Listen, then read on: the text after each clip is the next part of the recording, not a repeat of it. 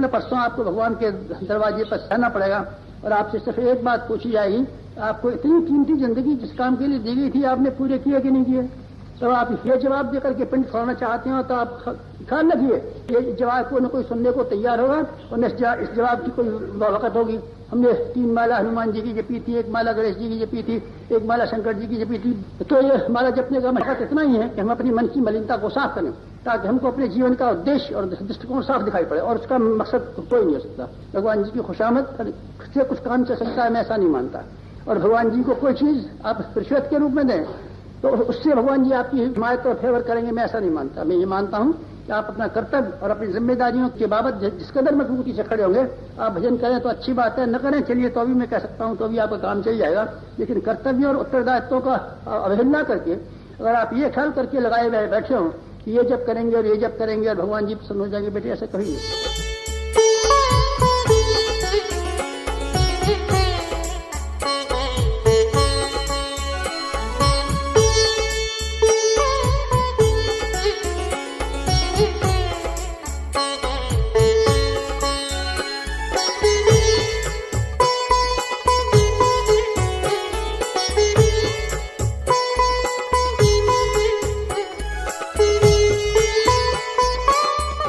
कर्म या पाखंड।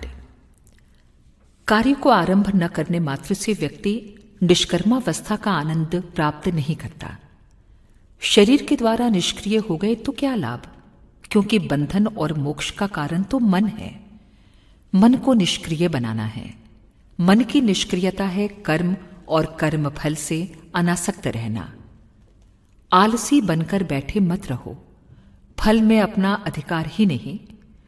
उद्योग करने पर भी फल प्राप्त होगा ये निश्चित नहीं है। फल प्राप्त हो भी तो वो प्रारब्ध से होता है, उद्योग उसका कारण नहीं। ऐसा समझकर उद्योग करना ही मत छोड़ दो। कर्म करना तुम्हारा कर्तव्य है, अतः तुम्हें कर्म तो करना ही चाहिए, क्योंकि तुम कर्म को छोड़ नहीं सकते। कर्म करने के लिए विवश हो। न कश्चित क्षणमपि जातु तिष्ठते कर्मकृत कार्यते प्रियवश कर्म सर्व प्रकृति जर गुणे। कोई उत्पन्न हुआ प्राणी एक क्षण भी बिना कर्म किए नहीं रह सकता। प्रकृति के गुणों से विवश होकर गुणों द्वारा उससे कर्म कराया ही जाता है।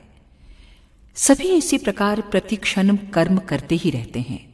चाहे हम इंद्रियों को रोककर कर्म करने से विरत भी रख सकें, पर मन तो मानने से रहा, उसकी उधेड़ बुन तो चला ही करेगी।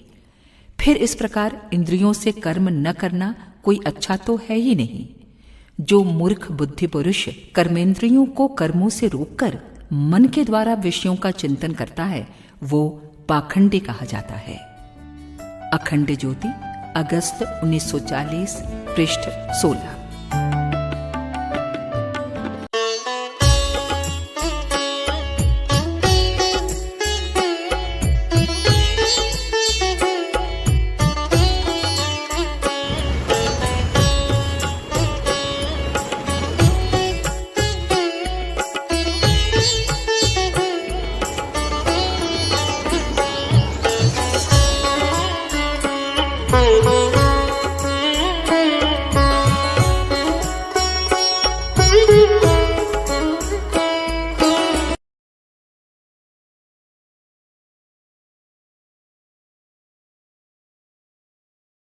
ऐसा कोई नियम नहीं है कि आप सफलता की आशा रखे बिना, अभिलाषा किए बिना, उसके लिए दृढ़ प्रयत्न किए बिना ही सफलता प्राप्त कर सके। प्रत्येक ऊंची सफलता के लिए पहले मजबूत, दृढ़ आत्मश्रद्धा का होना अनिवार्य है। इसके बिना सफलता कभी मिल नहीं सकती। भगवान के इस नियमबद्ध और श्रेष्ठ व्यवस्था युक्त जगत में देव योग के लिए कोई स्थान नहीं है। लेखक पंडित श्री राम शर्मा आचार्य।